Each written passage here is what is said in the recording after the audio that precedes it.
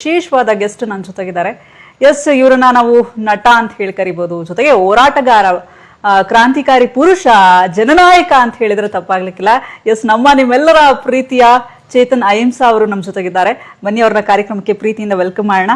Sir ನಮಸ್ತೆ, ಕಾರ್ಯಕ್ರಮಕ್ಕೆ ಪ್ರೀತಿಯ ಸ್ವಾಗತ. ನಮಸ್ಕಾರ ಪೂಜಾ ಅವರೇ. ನಮಸ್ಕಾರ. ಹೇಗಿದ್ದೀರಾ ಸರ್? ಬಹಳ ಚೆನ್ನಾಗಿದೆ. ನಿಮ್ಮ ಹೋರಾಟಗಳು ಯಾವ ರೀತಿಯಾಗಿದೆ ಸರ್? ಚೆನ್ನಾಗಿ ನಡೀತಾ ಇದೆ. ಇವಾಗ ಜನರಿಗೂ ನಮ್ಮ ಹೋರಾಟದ ವಿಚಾರಗಳು, ಅದರ ಸಾರಾಂಶ ಎಲ್ಲ ಅರ್ಥ ಆಗ್ತಾ ಇದೆ. ಸಮಾಜ ಎಷ್ಟು ಮುಖ್ಯ ಅಂತ ಗೊತ್ತಾಗ್ತಾ ಇದೆ. ಎಲ್ಲ ಕಡೆಯಿಂದ ಬೆಂಬಲ ಬರ್ತಾ ಇದೆ. ಸೊ ನನಗೆ ಬಹಳ ಸಂತೋಷ ಆಗಿದೆ.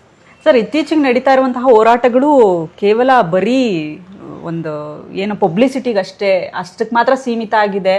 ನಾವೇನೇ ಹೋರಾಟ ನಡೆಸಿದ್ರು ಅದು ಹಂಗೆ ಇರುತ್ತೆ, ಅದು ಯಥಾಸ್ಥಿತಿ ಆಗೇ ಇರುತ್ತೆ ಅಂತ ಬಹಳ ಜನ ಹೇಳ್ತಾರೆ. ಸೊ ಏನು ಹೇಳ್ತೀರಿ? ಹಾಗೆ ನಾನು ನೋಡಲ್ಲ. ನಾನು ಹೇಗೆ ನೋಡ್ತೀನಿ ಅಂದರೆ, ಯಾವುದಾದ್ರೂ ಬದಲಾವಣೆ ಪರಿವರ್ತನೆ ಆಗಿದೆ ಅಂದರೆ ಪೂಜೆ ಅವರೇ, ಅದು ಹೋರಾಟದಿಂದ, ಅದು ತಳಮಟ್ಟದ ಒಂದು ಅನ್ಯಾಯದ ವಿರುದ್ಧದ ಆಕ್ರೋಶದಿಂದ, ಜನಸಂಘಟನೆಯಿಂದ, ಜನರಿಗೆ ಮನವರಿಕೆ ಆಗಿರೋದ್ರಿಂದ, ಜನ ಬೀದಿಗೆ ಬಂದಿರೋದ್ರಿಂದ, ಆ ಆಳುವ ಶಕ್ತಿ ಮೇಲೆ ಒತ್ತಡ ಹಾಕಿರೋದ್ರಿಂದ. ಸೊ ಅದು ನಮಗೆ ಇತಿಹಾಸ ನಮಗೆ ತೋರಿಸ್ಕೊಟ್ಟಿದೆ. ಮತ್ತು ನಮಗೆ ಇವತ್ತಿಗೂ ಕೂಡ, ನಾನು ಇವಾಗ 14-15 ವರ್ಷಗಳಿಂದ ಗಟ್ಟಿಯಾಗಿ ಚಳುವಳಿನಲ್ಲಿದ್ದೀನಿ. ಸೊ ನಮಗೂ ಕೂಡ ಎಷ್ಟೋ ಹೋರಾಟಗಳಲ್ಲಿ ಭಾಳ ಯಶಸ್ಸಾಗಿದೆ. ನಮ್ಗೆ ಏನಾದರೂ ಒಂದು ಹೋರಾಟಕ್ಕೆ ನಿಂತರೆ ಅದು ಗಟ್ಟಿಯಾಗಿ ನಿಂತ್ಕೊತೀವಿ. ಅದು ನ್ಯಾಯಬದ್ಧವಾಗಿರುತ್ತೆ ಅಂತ ಜನರಿಗೂ ಅನಿಸಿರುತ್ತೆ. ಮಾಧ್ಯಮದವರು ನಮಗೆ ಬೆಂಬಲ ಕೊಡ್ತಾರೆ ಭಾಳ ಸರಿ. ಸೊ ನಮಗೆ ಮಾಧ್ಯಮದವರು ಬೆಂಬಲ ಸಿಕ್ತಾಗಂತೂ ಭಾಳ ಶಕ್ತಿ ಆಗುತ್ತೆ. ಸೊ ಅದು ನಮಗೆ ಮಾಧ್ಯಮ ಬೆಂಬಲ ಬೇಕು.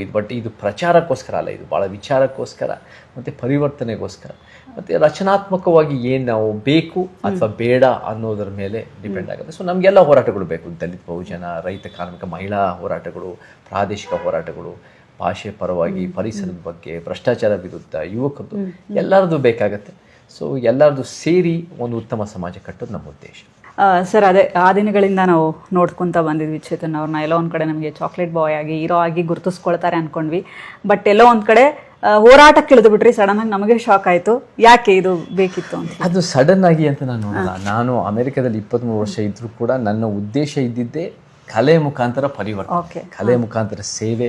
ಮತ್ತು ಸೊ ಆ ಕಾರಣಕ್ಕೆ ನನಗೊಂದು ಸ್ಕಾಲರ್ಶಿಪ್ ಸಿಕ್ಕಿತ್ತು. ಅಮೆರಿಕ ಮತ್ತು ಇಂಡಿಯನ್ ಗವರ್ಮೆಂಟ್ ದೇಶಗಳು ಸೇರಿ ನನಗೆ ರಂಗಭೂಮಿ ಮುಖಾಂತರ ಮಹಿಳಾ ಸಬಲೀಕರಣ ಮಾಡೋ ಕೆಲಸಗಳಿಗೆ ಒಂದು ಸ್ಕಾಲರ್ಶಿಪ್ ಸಿಕ್ಕಿತ್ತು. ಸೊ ನಾನು ರಂಗಭೂಮಿ ಮುಖಾಂತರ ಕೆಲಸಗಳು ಗುಂಡಲ್ಪೇಟೆ, ಮೈಸೂರು, ಧಾರವಾಡ, ಕರಾವಳಿ ಈ ಭಾಗಗಳಲ್ಲೇ ಕೆಲಸ ಮಾಡ್ತಾಯಿದ್ದೆ. ಆ ಸಂದರ್ಭದಲ್ಲಿ ಸಿನಿಮಾ ರಂಗನೂ, ಕನ್ನಡ ಚಿತ್ರರಂಗ, ನಾನು ಮುಂಚೆ ಚಿಕ್ಕ ವಯಸ್ಸಿಂದನೂ ಏಕಪಾತ್ರ ಅಭಿನಯ ಎಲ್ಲ ಮಾಡಿದ್ದೆ. ಬಟ್ ನನಗೆ ಹೆಚ್ಚಾಗಿ ಸಿನಿಮಾದ ಮೇಲೆ ಅಷ್ಟೊಂದು ಒಲವಿರಲಿಲ್ಲ. ಬಟ್ ಯಾವಾಗ ಅದೊಂದು ಬೂಮಲ್ಲಿತ್ತು, ಎಷ್ಟು ಅವಕಾಶಗಳು ಬಂದಿತ್ತು, ಆ ಟೈಮ್ನಲ್ಲಿ ನಾವೆಲ್ಲ ನಮ್ಮ ವಿಸ್ತಾರ ತಂಡ ಹೋಗಿ ನಾವು ಅಗ್ನಿಶ್ರೀಧರ್ ಹತ್ರ ಎದೆಗಾರಿಕೆ ಮಾಡಬೇಕು ಅಂತ, ರಂಗಭೂಮಿ ಮುಖಾಂತರ ಮಾಡಬೇಕಂತ ಮಾಡಿ, ಅಲ್ಲಿಂದ ಸಿನಿಮಾ ನಮಗೆ ಬಂತು. ನರೇಂದ್ರ ಬಾಬು ನನಗೆ ಲಾಂಚ್ ಮಾಡಿದ್ರು ಮತ್ತು ಅವ್ರು ನನ್ನನ್ನು ಗುರ್ತಿಸಿದ್ರು. ಬಟ್ ಹೆಚ್ಚಾಗಿ ನನಗೆ ಸಿನಿಮಾ ಅನ್ನೋದು ಅದರಲ್ಲಿ ನಾನು ಬೆಳಿಬೇಕು, ನಾನು ಸ್ಟಾರ್ ಆಗಬೇಕು, ನಾನು ಹೆಸರು ಮಾಡ್ಕೋಬೇಕು, ನಾನು ದುಡ್ಡು ಮಾಡ್ಕೋಬೇಕು, ಇದು ಯಾವ ಆಸೆನೂ ಇರಲಿಲ್ಲ ನನಗೆ. ಎಷ್ಟು ಕಲೆ ಮುಖಾಂತರ ಎಷ್ಟು ಪರಿವರ್ತನೆ ಮಾಡ್ಬೋದು, ರಂಗಭೂಮಿ ಒಂದು ಮಟ್ಟಕ್ಕೆ ಮಾಡ್ಬೋದು ಅಂದರೆ ಸಿನಿಮಾ ಇನ್ನೂ ದೊಡ್ಡ ಮಟ್ಟಕ್ಕೆ ಮಾಡ್ಬೋದು ಅಂತ ಎಲ್ಲ ಒಂದು ಕಡೆ ನನಗೆ ಒಂದು ಆಸಕ್ತಿ ಇತ್ತು.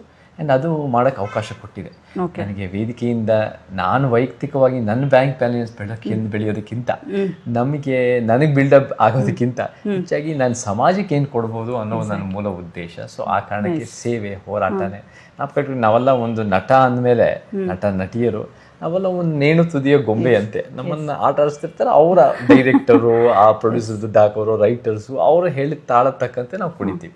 ಬಟ್ ಚಳುವಳಿ ಅಂದಾಗ ಪೂಜೆ ಅವರೇ, ನಮ್ಮ ವಿಚಾರಗಳು, ನಮ್ಮ ಆಲೋಚನೆಗಳು, ನಮಗೇನು ಸತ್ಯ ಅನಿಸುತ್ತೆ, ನಮಗೇನು ಓದಿರ್ತೀವಿ, ಸಮಾಜಕ್ಕೆ ಏನು ಒಳ್ಳೇದು ಅನ್ನೋದೆಲ್ಲ ನಾವು ಮಾಡ್ಬೋದು. ಸೊ ಇಟ್ಸ್ ಮೋರ್ ನಮಗೆ ಒಂದು ರೀತಿಯಲ್ಲಿ ನಾವೇ ನಮ್ಮ ಡೈರೆಕ್ಟರ್ ಆಗ್ತೀವಿ, ನಾವೇ ನಮ್ಮ ಚಳುವಳಿಯ ಒಂದು ರೈಟರ್ಗಳಾಗ್ತೀವಿ, ನಾವೇ ನಮ್ಮ ಚಳುವಳಿ ಪ್ರೊಡ್ಯೂಸರ್ಗಳಾಗ್ತೀವಿ.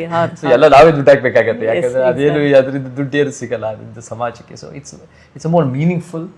ಜೀವನಕ್ಕೆ ಒಂದು ಅರ್ಥ ಸಿಗುತ್ತೆ ಮತ್ತು ಜನರಿಗೂ ಒಳ್ಳೇದಾಗತ್ತೆ ಅಂತ ನಾನು ಭಾವಿಸ್ತೀನಿ. ಓಕೆ, ಆ ದಿನಗಳು ಚೆನ್ನಾಗಿತ್ತಾ, ಈ ದಿನಗಳೇ ಚೆನ್ನಾಗಿದೆನಾ ಸರ್? ಹೇಗಿದೆ ಈ ಸಿನಿಮಾ ರಂಗ ಅನ್ನೋದು ಕೂಡ ನಮಗೆ ಅಫ್ಕೋರ್ಸ್ ನಮಗೆ ಒಳ್ಳೆ ಸಿನಿಮಾಗಳಲ್ಲಿ ಭಾಗವಹಿಸೋಕೆ ಅವಕಾಶ ಸಿಕ್ತು, ಕಲೆನ ಮುಂದುವರ್ಸೋಕೆ ಅವಕಾಶ ಸಿಕ್ತು, ಮತ್ತು ಅಲ್ಲಿ ಭಾಳ ಹೊಸಬ್ರನ್ನ ಭೇಟಿ ಆಯಿತು, ಮತ್ತು ಅದು ಇಟ್ಸ್ ಇಂಟ್ರೆಸ್ಟಿಂಗ್ ಎಕ್ಸ್ಪೀರಿಯನ್ಸ್. ಬಟ್ ನನಗೆ ಸಿನಿಮಾಗಳಿಗಿಂತ ನನಗೆ ಯಾವಾಗಲೂ ನನಗೆ ಚಳುವಳಿ ಜೀವನನೇ ಎಷ್ಟೋ ಒಂದು, ಅದು ಎಲ್ಲೋ ಒಂದು ಕಡೆ ನಮ್ಮ ವ್ಯಕ್ತಿತ್ವಕ್ಕೆ ಬೆಲೆ ಇರುತ್ತೆ, ನಮ್ಮ ವಿಚಾರಕ್ಕೆ ಬೆಲೆ ಇರುತ್ತೆ, ನಮ್ಮ ಆಲೋಚನೆಗಳು ಬೆಲೆ ಇರುತ್ತೆ. ಮತ್ತು ತಪ್ಪಿದ್ರು ಅದನ್ನು ಪ್ರಶ್ನೆ ಮಾಡ್ತಾರೆ. ಬಟ್ ಸಿನಿಮಾದಲ್ಲಿ ಹಾಗಲ್ಲ. ಸಿನಿಮಾದಲ್ಲಿ ನಾನು ಹೇಳೋದಲ್ಲ, ನಾವೆಲ್ಲ ಪಾಪೆಟ್ಗಳು. ಸೊ ಆಮೇಲೆ ಆ ಸಿನಿಮಾದಲ್ಲಿ ನೀವು ಚೆನ್ನಾಗಿ ಆಕ್ಟ್ ಮಾಡಿ ಕಷ್ಟಪಡಿ ಅದು ಓಡದೇ ಇರ್ಬೋದು, ಯಾಕಂದ್ರೆ ಅದು ಬೇರೆಯವ್ರ ಕೈಯಲ್ಲಿ. ನೀವು ಚೆನ್ನಾಗಿ ಮಾಡದೇ ಇರಿ, ಕಳಪೆಯಾಗಿ ಮಾಡಿ ಅವರು ಹೇಳಿದ್ ಬಿಟ್ಟು ಬೇರೆದು ಮಾಡಿ, ಅದು ಬೇರೆ ಕಾರಣಗಳಿಗೂ ಹಿಟ್ಟು ಆಗ್ಬಿಡುತ್ತೆ. It's not in our control ಅಷ್ಟೊಂದು. ಬಟ್ ಚಳುವಳಿ ಹೋರಾಟ ಅಂದಾಗ ನಮ್ಮ ನಿರ್ಧಾರ, ನಮ್ಮ ಮಾತುಗಳು, ನಮ್ಮ ನಡವಳಿಕೆ, ಸೊ ಅದಕ್ಕೆ ಸಮಾಜ ನೋಡ್ತಾ ಇರ್ತಾರೆ, ಗೌರವಿಸ್ತಾರೆ ಅಥವಾ ಅದಕ್ಕೆ ಗುರುತಿಸ್ತಾರೆ. ಸೊ ಈ ದಿನಗಳಿಗೆ ನನಗೆ ಒಂದು ಸ್ವಲ್ಪ ಭಾಳ ಒಂದು ಜೀವನಕ್ಕೆ ಭಾಳ ಅರ್ಥ ಸಿಗುತ್ತೆ. ಓಕೆ.